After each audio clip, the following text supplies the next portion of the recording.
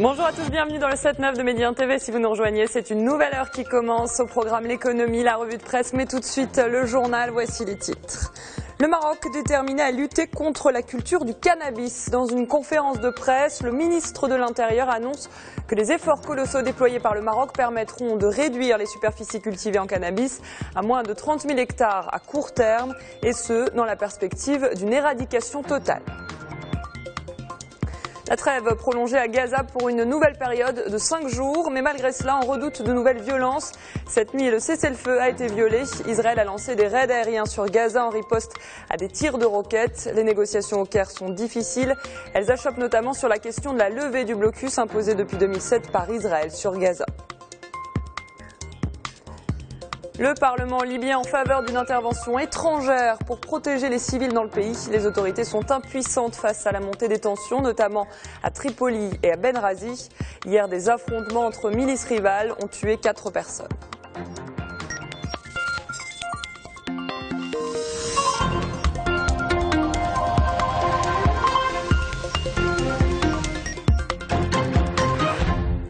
On commence ce journal avec l'actualité au Maroc. Le ministre de l'Intérieur, Mohamed Hassad, a donné une conférence de presse hier pour répondre aux récentes accusations de responsables algériens au sujet de la lutte anti-drogue.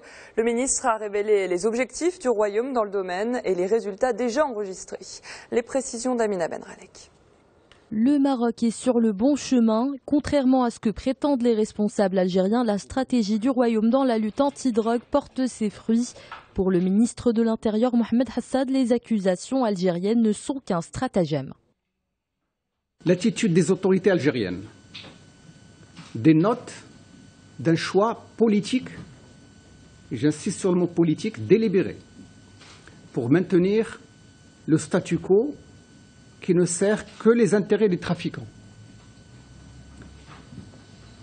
Et comme vous le savez, ce n'est pas un secret que la contrebande, par exemple les cigarettes, les fameuses Marlboro rouges, provenant de l'Algérie, demeure l'une des principales sources de financement des réseaux criminels, y compris, malheureusement, les réseaux terroristes dans la région du Sahel. Les déclarations algériennes restent donc infondées. Les efforts du Maroc sont eux reconnus par les organismes internationaux. Le ministre a rappelé l'une des plus importantes démarches du royaume pour réduire la culture et le trafic du cannabis. C'était avec l'Office des Nations Unies contre la drogue et le crime. Une enquête avait été menée de manière conjointe, validée par les deux parties, et qui avait permis d'évaluer les superficies cultivées de cannabis au Maroc autour de 134 000 hectares. À la suite de ces enquêtes, un programme avait été lancé et des efforts colossaux ont été accomplis. Ces efforts ont permis au Maroc de réduire les superficies cultivées en cannabis de 65%. Elles sont passées de 134 000 à 47 000 hectares. Parallèlement, il y a eu la lutte acharnée contre les réseaux du trafic de drogue. Elle a permis la saisie au cours des 6 premiers mois de 2014 de plus de 100 tonnes de Chira et le démantèlement de 98 réseaux de trafic. Et pour parler davantage du Maroc et de sa lutte anti-drogue, nous sommes en ligne avec Mohamed Benhamou, président du Centre marocain d'études stratégiques. Bonjour Monsieur Benhamou. Bonjour. Alors par ces déclarations, le ministre de l'Intérieur marocain a voulu répondre aux responsables algériens hier. Il a notamment mis en garde contre les psychotropes dont l'Algérie demeurerait le principal pourvoyeur.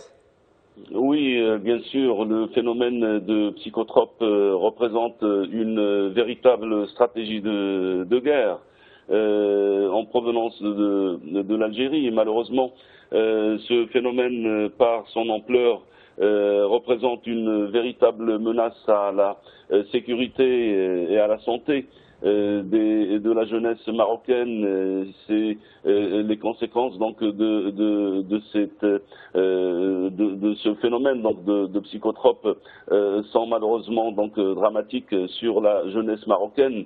Il est clair que ces psychotropes, si on prend quelques chiffres justement donc pour les premiers mois de l'année 2014 jusqu'à présent, donc il y a eu une saisie de plus de 143 000 comprimés de psychotropes et pour l'année 2013, donc ça représente 450 000 comprimés donc qui ont été donc déversés sur le Maroc. Nous sommes face à une réalité malheureusement donc par laquelle la question justement donc de la lutte contre le trafic de drogue donc elle est mal posée. Elle doit être justement donc prise dans cette stratégie qui provient donc de l'Algérie et qui représente réellement donc une menace pour le Maroc. Je pense que au lieu donc de s'inscrire dans une campagne de dénigrement contre le Maroc, l'Algérie donc ferait mieux d'avoir donc une position plus raisonnable et d'entrer dans une réelle coopération de lutte contre la criminalité transnationale et la lutte contre justement donc la drogue pour stopper d'abord donc ce déversement donc de psychotropes en provenance de l'Algérie, mais aussi donc d'autres drogues qui arrivent de l'Algérie. Parler du cannabis aujourd'hui donc c'est une situation qui est maîtrisée et qui est en voie donc d'éradication, mais il y a une autre réalité de la drogue dans la région et en Algérie qui est celle de la cocaïne qui provient de la région du Sahel et qui provient d'Amérique latine, celle de l'héroïne qui vient aussi donc de l'Asie centrale et qui passe par le Sahel, et une autre réalité qui est celle de l'opium qui aujourd'hui donc commence à connaître donc une culture purement donc qui se fait sur le sol algérien. Donc nous sommes face à un réel défi, face à un réel problème, mais ce problème, donc, il ne doit pas être instrumentalisé, il ne doit pas être utilisé par l'Algérie. Il faut qu'il soit donc beaucoup plus donc inscrit dans une coopération entre les deux pays. On le voit malheureusement donc l'objectif de l'Algérie, même dans le maintien donc de frontières donc fermées, n'est pas donc de régler des problèmes, mais de maintenir, comme ça a été dit, donc un statu quo et de maintenir donc une relation de conflictualité et de tension pour pouvoir donc attaquer d'une manière donc systématique le Maroc sur de faux problèmes. L'objectif étant malheureusement donc pour ce pays de porter atteinte donc à l'image du Maroc. On voit que le Maroc dans sa coopération avec d'autres pays, avec l'Espagne, avec la France, le Portugal, l'Italie, donc c'est une coopération donc qui est très positive et qui donne des fruits. On le voit aussi donc dans sa coopération avec l'Office des Nations Unies contre la drogue et le crime, donc qui est donc une coopération aussi donc exemplaire. On le voit dans les réactions donc des États et notamment donc et des organisations internationales, notamment donc avec les États-Unis, que les efforts donc fournis par le Maroc sont des efforts donc très louables et que les réalisations aussi sont des réalisations donc louables dans la lutte contre la drogue et la lutte contre la criminalité et le trafic donc de drogue. Mais malheureusement donc cette absence de coopération, cette absence aussi donc de volonté et on peut dire malheureusement donc cette politique affichée par l'Algérie de vouloir donc porter atteinte donc à l'image du Maroc et de pouvoir aussi donc nuire au Maroc fait que la stratégie marocaine, donc il y a une stratégie globale de lutte contre la drogue qui apporte donc ses fruits et qui est donc très applaudie. L'Algérie donc cherche à minimiser donc de cette campagne et de cette stratégie, de ces résultats, et elle cherche toujours donc à maintenir donc un fil, même s'il est donc vraiment donc inexistant ou très infime, de le maintenir donc pour pouvoir donc à chaque fois porter atteinte donc au Maroc. On le voit donc que c'est une campagne de plus de dénigrement. Elle ne sera malheureusement pas encore donc la dernière. Elle s'inscrit dans un contexte de relations entre les deux pays. On le voit donc c'est une campagne qui intervient à un moment où se tient donc l'université d'été à Boumerdès Et cette université d'été, donc on sait que avec la présence des séparatistes, donc le Maroc est attaqué sur tous les fronts. Il intervient aussi donc à un moment où le Maroc donc réalise beaucoup donc d'objectifs que ce soit donc sur le continent africain ou sur le plan régional ou international. Et ça semble donc déplaire aux Algériens. Et malheureusement, donc, c'est encore une fois de plus une question, un véritable phénomène, mais la question donc est mal posée. La question donc la vraie est celle donc d'une coopération sincère, profonde, large entre les deux pays pour lutter contre une forme de criminalité qui est donc une criminalité transnationale et qui menace les deux pays. La politique donc marocaine porte ses fruits, elle les portera encore davantage si l'Algérie donc adopte une volonté positive et une volonté réelle pour éradiquer ce problème de drogue dans la région. Merci Monsieur Benhamou pour votre analyse. Vous étiez donc avec nous depuis Rabat. On parle maintenant de la lutte contre l'immigration illégale. L'Espagne se félicite de la coopération avec le Maroc dans l'interception et le sauvetage des immigrés dans le détroit de Gibraltar. En ce moment, l'Espagne et l'Italie font face à un afflux exceptionnel de migrants. Mardi, plus de 900 personnes, dont des bébés, sont arrivées à bord de bateaux de fortune, du jamais vu selon la Croix-Rouge. Des mesures vont être prises par Madrid afin de renforcer les contrôles. Près de 500 membres des forces de l'ordre supplémentaires seront à Ceuta, Melilla et Algeciras. On fait maintenant le point sur la situation à Gaza. La trêve est finalement reconduite pour les 5 prochains jours. C'est ce qu'il a été décidé hier au Caire lors de négociations ardues. Israéliens et Palestiniens se sont mis d'accord à la dernière minute. Mais déjà cette nuit, ce cessez-le-feu a été violé. Manal El-Ardari. Une nouvelle trêve de 5 jours, c'est le fruit des pourparlers ardus entre les Palestiniens et les Israéliens au Caire.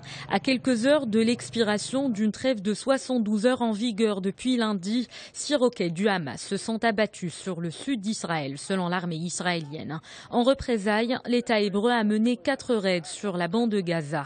Ces échanges de tirs font redouter de nouvelles hostilités, alors que les négociateurs des deux parties tentent de pérenniser la trêve par l'entremise de l'Égypte. Nous nous sommes mis d'accord sur la majorité des points évoqués lors des négociations. Nous avons parlé des points liés à la sécurité, à la reconstruction de l'enclave et à la levée du blocus. Nous ne pouvons donner plus de détails. Dans la matinée d'hier, 6 personnes ont été tuées par l'explosion d'un missile israélien. Parmi les victimes, Simone Camilli, vidéaste italien de l'agence Associated Press. Il est le premier journaliste étranger tué en un mois de guerre et son traducteur palestinien, Ali Abou Affesh. Le photographe Hati Moussa, qui travaille pour la même agence, a été grièvement blessé. Aujourd'hui, nous avons perdu un autre journaliste. 15 journalistes ont été tués durant l'invasion israélienne. Ce journaliste défendait la cause palestinienne. Les journalistes palestiniens ne cessent de sacrifier leurs âmes pour leur pays. Depuis le 8 juillet, cette guerre dévastatrice a fait près de 2000 morts palestiniens, en majorité des civils. Les négociations qui sont en cours en Égypte se révèlent de plus en plus cruciales. Les Palestiniens exigent la levée du blocus imposé depuis 2006. En Irak, les États-Unis continuent leur opération pour affaiblir les insurgés de l'État islamique. Des soldats se sont rendus sur le mont Sinjar hier, là où des membres de la minorité yazidi ont trouvé refuge. Selon ces militaires, ces réfugiés sont beaucoup moins nombreux et vivent dans de meilleures conditions qu'attendu. Une évacuation par Washington des yazidis apparaît donc beaucoup moins probable, selon le Pentagone. Pour le Haut-Commissariat de l'ONU aux réfugiés, entre 20 à 30 000 personnes seraient bloquées, sans eau, sans nourriture et sans abri dans la région montagneuse désertique de Sinjar. De nouvelles violences en Libye. Des affrontements entre milices rivales à Tripoli ont fait 4 morts hier. Des grenades à propulsion se sont abattues sur des maisons appartenant à des civils. Des véhicules et des magasins ont été incendiés. Les autorités sont de plus en plus inquiètes face à cette escalade de violence. Le Parlement libyen s'est prononcé hier à la majorité des voix en faveur d'une intervention étrangère pour protéger les civils dans le pays, notamment à Tripoli et à Benghazi. En Égypte, Hosni Moubarak sera bientôt fixé sur son sort. Le verdict dans le procès de l'ancien président égyptien sera rendu le 27 septembre prochain. Il est jugé pour complicité dans le meurtre de manifestants en 2011. Hier, lors de l'audience, il a tenu un long discours pour nier ces accusations, mais aussi pour défendre son bilan politique. Les détails avec Amina Benralek. Une garde renforcée devant les portes du tribunal du Caire, là où se tient un procès de la plus haute importance, celui de Hosni Moubarak. Un Moubarak qui porte déjà l'uniforme bleu des détenus condamnés, car il a écopé en mai d'une peine de 3 ans de prison pour corruption. Cette fois, il doit répondre d'une complicité dans les meurtres des manifestants en 2011. Le Hosni Moubarak qui est devant vous n'a pas donné l'ordre de tuer les manifestants. Il n'a pas ordonné l'assassinat et l'effusion de sang des Égyptiens.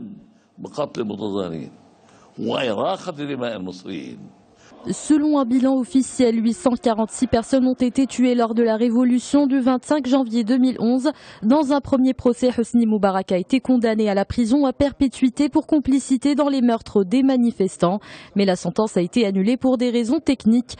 Dans ce nouveau procès, l'ex-raïs fait tout pour se défendre, mais aussi pour défendre son bilan. Il est revenu sur ses 30 années au pouvoir devant la cour. Ce procès retransmis à la télévision a captivé les Égyptiens. Leurs avis sur l'ancien raïs diffèrent, mais ils s'accordent tous sur un point. Il ne faut pas oublier les grands acquis des soulèvements populaires en Égypte. Le 25 janvier nous a ouvert les portes de la liberté d'expression. C'est une date qui a aussi préparé le terrain pour la révolution du 30 juin. Il y a eu des erreurs dans ce parcours, il y a eu beaucoup de morts. Mais que l'on soit avec ou contre Moubarak, on ne doit pas essayer d'effacer ou de renier l'une de ces deux révolutions. En raison de son état de santé, Hosni Moubarak est détenu dans un hôpital militaire du Caire. Le verdict de son procès tombera le 27 septembre prochain. Direction le Brésil à présent, qui décrète un deuil national de 3 jours après le décès d'un candidat à la présidentielle. Eduardo Campos est mort hier dans un accident d'avion. Le jet dans lequel il se trouvait s'est écrasé sur une zone résidentielle de Santos dans le sud. Il semble que la mauvaise météo soit à l'origine de l'accident. Il n'y aurait aucun survivant parmi les 7 passagers. Eduardo Campos était le candidat socialiste à la présidentielle d'octobre prochain. Selon les sondages, il se trouvait à la 3e position. La première visite d'un pape en Asie. Depuis 15 ans, le pape François vient d'arriver à Séoul, en Corée du Sud. Son déplacement doit être marqué par la croissance de l'Église dans la région et la réconciliation entre les deux Corées.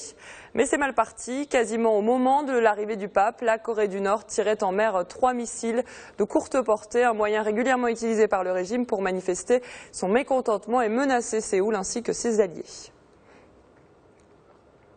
Pour terminer cette annonce de Franck Ribéry, le milieu de terrain français qui évolue au Bayern de Munich, il a déclaré hier vouloir mettre un terme à sa carrière internationale. Il évoque des motifs personnels, se consacrer davantage à sa famille et à ses tâches au sein du club. Cet été, il n'a pas disputé la Coupe du Monde en raison de blessures. Sa retraite internationale intervient quelques jours après celle de Samir Nasri.